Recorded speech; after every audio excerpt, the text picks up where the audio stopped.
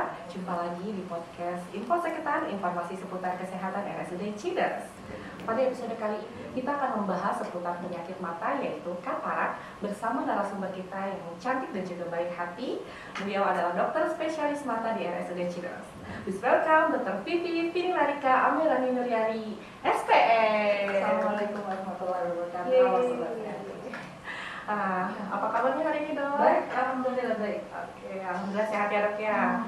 Nah, sobat sehat, buat kalian yang membutuhkan pelayanan dokter spesialis mata, bisa langsung datang aja ke RSUD Ciders. Nanti kalian bakal ketemu sama dokter cantik satu ini. Yeay. Nah, selanjutnya kita langsung aja ke pokok bahasan kita pada podcast kali ini ya, Dok ya, yaitu tentang penyakit katarak. Nah, untuk penyakit katarak ini sebenarnya apa sih, Dok? Katarak ini adalah penyakit yang banyak terjadi di masyarakat kita. Jadi yang disebut katarak itu apa sih? Jadi katarak itu adalah kekeruhan pada lensa. Kebayang nggak lensa di mata itu gimana? Gini, kebetulan saya bawa model. Ya, jadi kalau misalnya mata kita ini dipotong, kondisi di dalamnya tuh begini ya. Jadi di bagian dalam itu ada yang namanya lensa. Normalnya lensa itu jernih. Jadi cahaya yang masuk sampai ke saraf mata, sampai ke otak, proses melihat begini. Tapi pada katarak dia kan seperti ini. Jadi seperti kalau kita melihat kaca, yang kacanya butek, kabur, nah terhalang seperti itu. Jadi biasanya keluhan pasiennya tersering adalah seperti melihat kabut, seperti melihat embun, seperti melihat asap gitu. Itu keluhan yang utama yang biasanya sering dari keluhkan oleh pasien. Jadi kalau sobat sehat udah mulai merasa kayak ada yang menghalangi pandangan ya, kayak ada asap atau kabut, itu berarti udah kayak petanda mungkin tandanya diperiksakan. Berarti itu termasuk tanda dan gejala dari katarak sendiri, benar dok gitu ya? Nah kalau misalnya kita nih sudah merasakan tuh tanda dan gejala terkena katarak, itu biasanya kapan sih waktu terbaik kita untuk melakukan pemeriksaan ke fasilitas kesehatan? Kapanpun ada keluhan dengan gangguan penglihatannya sebaiknya segera. Sesegera mungkin. Jadi kalian harus cepat sadar nih ketika pandangannya udah mulai burem-burem gitu ya, bisa langsung datang aja ke fasilitas kesehatan untuk memeriksakan diri. Karena gangguan penglihatan ini kan tidak hanya katarak ya, jadi apapun bisa terjadi. Jadi sebaiknya lebih cepat diperiksakan lebih baik. Untuk penyakit katarak ini, apakah ada jenis-jenisnya, Dok? Katarak itu kita bagi bisa dari sisi usia, bisa dari penyebabnya, bisa dari secara anatomi jenis-jenis katarak ya. Kalau dari tipe kataraknya sendiri, kalau dari sisi anatomi itu beda-beda nih. Ada yang kekeruhannya hanya seperti di tengah seperti ini. Ini biasanya keluh yang seperti ini keluhan khas nih. Biasanya pasien akan terlihat lebih buram, sangat terganggu penglihatannya saat di siang hari. Tapi saat pagi ataupun malam hari dia lebih enak melihatnya lebih terang. Ini khas. Kemudian ada lagi yang keluhnya seperti menyeluruh seperti ini. Ini biasanya mau pagi siang malam keluhannya sama nih, terganggu seperti kabut, seperti asap. Kemudian juga ada yang tipenya seperti ini. Ya, banyak tipe sebetulnya, tapi pada prinsipnya jelas ini katarak dan jelas penanganannya harus ditindaklanjuti dengan operasi. Kemudian dari sisi usia, katarak itu bisa mengenai berbagai usia, bahkan dari bayi baru lahir pun itu. Jadi bisa mengenai siapapun, bisa terkena di usia siapapun. Berarti kalau misalnya ada selentingan di masyarakat kalau katarak itu khusus yang untuk manula itu bohong ya berarti ya, Dok ya? Bohong, tapi bisa jadi dikenal begitu karena memang pada umumnya karena usia, kebanyakannya karena usia. Faktor risikonya juga mungkin ya, kalau usianya makin tua itu bisa lebih rentan untuk terkena katarak mungkin ya, Dok ya. Nah, terus saya juga pernah mendengar selentingan di masyarakat nih, Dok. Katanya nih kalau misalnya katarak ini bisa sembuh dengan obat tetes mata doang, itu benar nggak sih, Dok?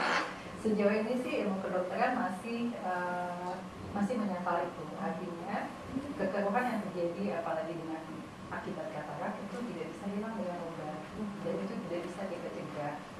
Kebanyakan karena usia itu berjalan mengikuti proses usia. Makin tambah usia, makin tambah kekeruhannya, makin tambah buram. Jadi jalan satu-satunya untuk menyembuhkan katarak yaitu melalui tindakan operasi ya, Dok ya, yang menghilangkan kataraknya tadi. Jadi kalau misalnya ada yang ngaku-ngaku, oh saya sembuh gara-gara obat tetes mata, itu saya juga mau belajar. Itu overclaim ya, kayak skincare saat ini overclaim ya. Jadi jangan percaya, karena kalau misalnya emang sudah terdiagnosa katarak, itu pasti tindakan untuk pengobatannya adalah operasi ya, Dok. Nah, untuk tindakan operasi ini itu ada jenis-jenis operasinya nggak sih dok? Semakin kesini makin canggih nih ilmu kedokteran. Jadi kita mengenal dua jenis operasi yang utama nih. Ada yang manual, ada yang dengan menggunakan mesin. Prinsipnya dua-duanya adalah menggunakan data. Yang manual artinya dengan sayatan, dan yang dengan mesin dengan sayatan juga, tapi dengan sayatan yang minimal sangat kecil. Lukanya lebih kecil ya? Betul, jadi penyembuhannya juga lebih cepat. Dan itu udah ada di kita. Oh, Pak Benderanya sudah. Oh, iya, keren banget Sudah nih. punya mesin vakoemulsifikasi namanya. Jadi kataraknya kita hancurkan dengan ultrasound. Insisinya kecil, hanya sekitar 2 mili. Jadi insya Allah penyembuhannya lebih cepat. Begitu keluar ruang operasi, nggak seperti terlihat habis operasi yang dengan darah bengkak. Jadi seperti biasa aja. Ya, lukanya karena minim ya dok ya. Insya Allah dari sisi rasa sakitnya juga minimal sekali. Jadi sudah sehat, jangan takut, periksakan, operasi, yuk. Biar sudah Cidaras aja karena udah canggih alatnya ya dok ya. Dokternya juga canggih, jadi kita nggak terasa sakit gitu kalau di operasi. Kalau misalnya menderita katarak nih, dia juga menderita penyakit kronis, apakah diperbolehkan untuk melakukan tindakan operasi? Sepanjang penyakit penderitanya itu bisa dikontrol, artinya dibikin dalam batas normal dulu. Bisa seseorang punya diabetes mellitus, kita nggak bisa operasi dalam kondisi gula yang tinggi sekali. Jadi memang harus diregulasi dulu, ditangani dulu, diturunkan dulu gula darahnya sampai batas normal stabil dan bisa tindakannya. Berarti itu harus terkontrol ya, gulanya harus dalam kondisi yang normal, atau hipertensinya juga kalau hipertensi harus dalam batas normal dulu, baru bisa jadi diberikan terapi dulu untuk mengobatinya. Nanti kalau sudah semua kondisi stabil baru bisa dilakukan tindakan operasi. Jadi jangan khawatir nih yang punya penyakit kronis bisa dilakukan tindakan operasi ya dok ya. Oke. Nah kalau untuk pasien-pasien pasca operasi nih, biasanya mereka ada efek samping apa aja sih dok? Setiap tindakan mau kecil maupun besar itu pasti ada faktor risiko. Cuma kita berusaha seminimal mungkin menghindari itu. Biasanya pasien-pasien post-op katarak itu hanya paling yang terlihat adalah merah, bengkak, atau masih sedikit buram. Itu aja sih. Lain-lain sih nggak ada ya. Sakit juga minimal sekali. Biasanya untuk yang sekarang alat yang canggih sekarang ini, ada nggak sih kasus-kasus yang misalnya setelah dilakukan tindakan operasi, cuman karena misalnya mungkin perawatan pasca operasi di rumahnya kurang baik dan pasiennya itu perlu dilakukan tindakan ulang, itu ada kemungkinan nggak dok? Ada aja. Tapi yang banyak tersering sih lebih ke higienis pasien. Pasien nggak menjaga kebersihan tangannya, terus terapi post-op-nya juga tidak diberikan dengan baik. Biasanya itu infeksi. Kalau kayak gitu kita bisa cukup dengan obat. Tergantung nanti sejauh mana infeksinya, atau perlu ulang atau hanya cukup pengobatan tadi. Biasanya kita akan edukasi setelah operasi apa yang boleh, apa yang tidak, apa yang kita sarankan. Bisa di spill nggak dok apa yang boleh dan tidak boleh?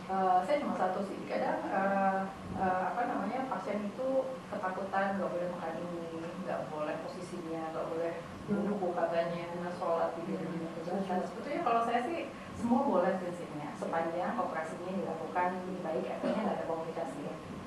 Pasien operasi tidak ada komplikasi, pasien boleh melakukan kegiatan harian biasa. Bahkan sekolah pun saya selalu sarankan pasien jangan lakukan dengan sempurna. Sujud, ruku itu boleh. Kemudian tidur kanan kiri boleh. Saya cuma titip satu, nggak boleh kena air. Jangan masuk air. Jadi dalam keadaan wudhu ataupun mandi pun diusap pelan-pelan, jangan masuk air. Itu aja sih. Jadi nggak boleh kena air sama sekali selama proses penyembuhan operasi aja sih. Karena bisa memicu infeksi mungkin. Ya, khawatirnya dari situ kita nggak tahu air yang masuk itu seperti apa ya. Apalagi kan Karena yang sih boleh, jangan takut. Iya. Satu lagi, pasien suka khawatir dengan makanan setelah operasi, karena mungkin entah yang beredar di masyarakat ya, katanya nggak boleh makan daging, nggak boleh makan telur, ini, ya kayak penyihirnya katanya nggak boleh. Justru saya sarankan bahwa makanlah yang bergizi, makanlah protein tinggi dan lain-lain, itu proses penyembuhannya lebih cepat. Kalau cuma rebus-rebusan aja, khawatirnya malah jadinya lama ya penyembuhannya. Jadi protein yang silakan daging sepanjang dia nggak punya alergi sebelumnya terhadap makanan yang dikonsumsi itu boleh ya, makan aja, bebaskan gitu ya dok ya. Nah terus kalau misalnya tadi udah dibahas juga ya bahwa intinya yang perlu digarisbawahi bahwa katarak ini itu tidak bisa dicegah ya dok ya. Dengan beriringnya bertambahnya usia, itu faktor resiko untuk terjadi katarak itu akan semakin tinggi. Tapi tidak terlepas juga bahwa usia muda itu bukan berarti tidak bisa kena katarak ya dok ya. Biasanya kalau yang untuk usia muda itu penyebabnya karena apa sih dok? Biasanya usia muda yang 40-an, 50-an yang sudah sering nyeri pegel itu, saya sering dapat pasien ya dia berobat sendiri ke apotek yang ada obat dewa katanya, atau penggunaan jamu-jamuan. Biasanya jamu-jamuan dalam kemasan itu ada mengandung ya betul, steroid itu salah satunya efek sampingnya jelas ke katarak, memicu itu. Jadi kalau usia masih 40-an atau muda sama sekalipun itu harus diwaspadai itu penggunaan obat itu. Kemudian bisa juga penyebabnya karena infeksi. Jadi infeksi lama itu bisa menyebabkan katarak komplikasi namanya. Itu juga bisa. Jadi penggunaan obat-obat harus dicegah. Kemudian tadi kalau yang dari bayi dari pemeriksaan dari saat mulai kehamilan. Kemudian juga trauma juga bisa menyebabkan katarak maupun benturan ataupun luka tembus. Kalau masalah kecelakaan kan kita nggak bisa cegah ya, betul. Cuma itu salah satu yang bisa menimbulkan katarak gitu ya. Nah terus untuk faktor resiko seseorang untuk terkena katarak biasanya itu kan apa aja? Faktor resiko ya tadi tuh, dia penggunaan jam tanpa terkontrol, kemudian juga loss pemeriksaan kehamilannya. Jadi kalau nggak diperiksa kita nggak tahu kecolongan gitu ya, terkena rubella pak anaknya akhirnya lahir dengan katarak ya dok ya. Kemudian pakai jamu-jamuan atau obat dewa beli sendiri ke apotek karena sering pegel biar cepat cespleng sehat lagi ya. Pasien kayak gitu. Dalam jangka panjang itu lama-lama bisa memicu terjadinya katarak. Jadi waspada ya sobat sehat, jangan suka mengkonsumsi obat-obatan atau jamu-jamuan yang cepat sembuh lah kata itu namanya, kata kita nyamuk misalnya aduh ada pegel-pegel gampang dikasih minum obat itu langsung sehat lagi gitu. Karena itu ternyata mungkin ada dari efek sampingnya itu bisa ke arah katarak. Nah, sobat sehat yang ada di rumah, ternyata kan katarak itu hanya bisa diobati dengan melakukan tindakan operasi. Tadi operasinya juga sudah disebutkan ya sama dokternya ada dua cara ya, konvensional dan apa tuh dengan mesin ya. Mesin itu yang udah canggih ya, yang dengan luka yang sedikit itu. Nah biasanya untuk penyembuhan masing-masing dari operasi itu sendiri berapa lama sih dok? Kalau dengan yang manual biasanya kita butuh waktu sekitar 4 minggu sampai 6 bulan sampai stabil penglihatannya. Kalau yang mesin karena sisinya sedikit dia biasanya lebih cepat ya, dalam 2 minggu juga sudah baik. Jadi jangan khawatir, jangan takut. Insya Allah nggak sakit, insya Allah nggak butuh waktu lama, dan proses operasi hanya memakan waktu kalau lancar nggak ada masalah sekitar 10 sampai 15 menit bisa selesai. Cuma sebentar banget, 10-15 menit gak kerasa ya. Itu biasanya biusnya apa dok? Biusnya apa? Pasti tetap sadar ya. Jadi bisa masih ngobrol ya. Jadi anestesinya hanya di daerah mata saja. Jadi nggak usah panik ya, karena kita masih bisa ngobrol, masih sadar, nggak yang ketakutan sih nanti sih bangun lagi nggak sih dok gitu habis operasi gitu. Nggak ya, ditidurin ya. Cuman ya apa namanya paling alatnya aja kali ya, kita bisa lihat tuh alatnya mau masuk ke mata gitu. Tapi ya demi kesehatan ya mau tidak mau kita harus menjalani itu ya dok ya. Oke. Nah dok, ada closing statement kan nih untuk sobat sehat di rumah supaya mereka lebih aware sama penyakit katarak ini nih. Katarak itu kebutaan yang bisa dicegah. Jadi jangan takut, jangan khawatir, periksakan sesegera mungkin. Itu ada keluhan penglihatan. Kemudian setelah nanti terdeteksi bahwa itu betul katarak dan penanganannya adalah dengan operasi, lakukan operasi, nggak perlu takut. Dan prosesnya insya Allah nggak lama, hanya sekitar 10 sampai 15 menit dan penyembuhan juga relatif cepat.